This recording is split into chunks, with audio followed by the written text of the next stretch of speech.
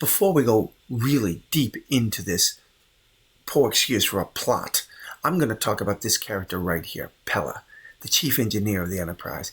I can't stand her, and the people who wrote this character up, you people should hang your heads low, put a paper bag over your head, and hide in shame, because this character is not only stupid, she just plain sucks. You're usually a little bit more descriptive in your description, Spock. 100% true. Up top.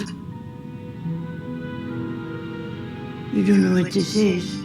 This character is a complete and total moron. She's lived centuries, and she can't figure out that something as outdated as up top is not going to be understood in the 23rd century. She is a complete moron.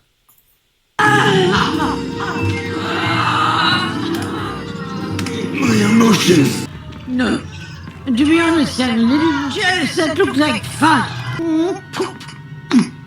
I wonder if the serum did not work on you because you're lanthanite. Honestly, I had the same problem with LSD in the 1960s and the 1990s and last July. I'm going to say it again. She is a complete and total idiot. How the hell did a character like this survive as long as she has is amazing and a miracle to me. Okay, so if you have followed Strange New Worlds, then you know that a year ago they gave us a sneak peek of this disastrous episode. So a world outside the Federation, which the Vulcans helped against the Prime Directive, apparently, some hundreds of years earlier, before the Federation was even existing. The Vulcans gave this world that was pre-warp nuclear technology, and right now their reactors are going to go critical, and if they don't do something about it, the planet will blow up. Now, why is this important? Not a clue, because honestly, this whole part of the whole episode lasts maybe 5 minutes.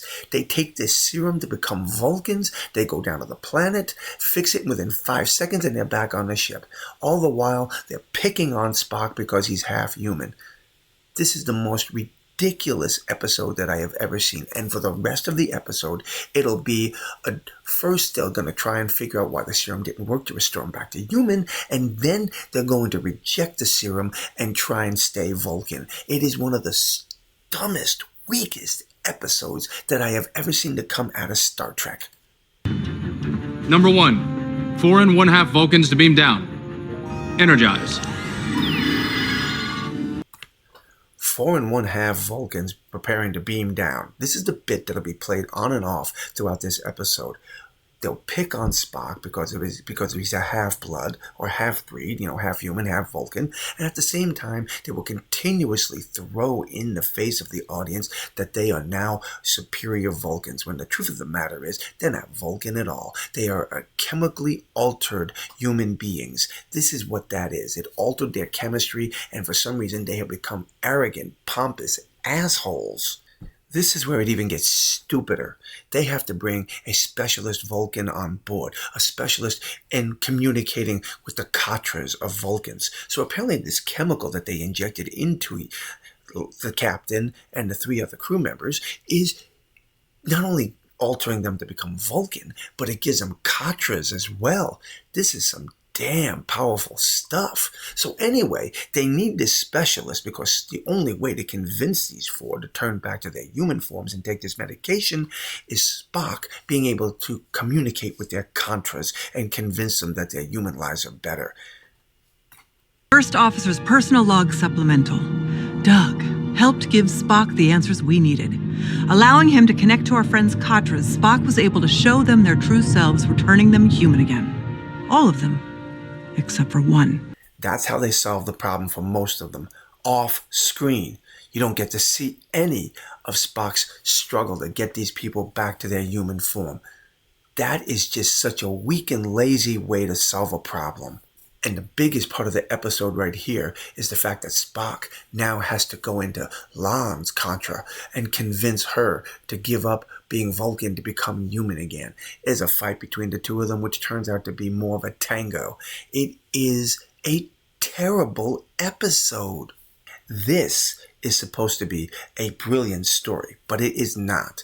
It is very slow and it is boring, and they're trying to pass it off as some kind of entertaining comedy. It is not funny at all. However, there is one thing I do want to show you. Its 5-year mission: to explore strange new worlds, to seek out new life and new civilizations, to boldly go where no one has gone before. I'm sorry, but when I hear that opening to Strange New Worlds and Pike pretending to be Vulcan there, I don't hear Captain Pike. I hear someone else. I do not understand. I have returned at the agreed-upon time coordinates.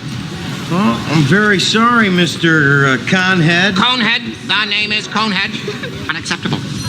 Not only have you delayed my departure from here, but the entire series of events which was to follow. What reason could you have for such deception?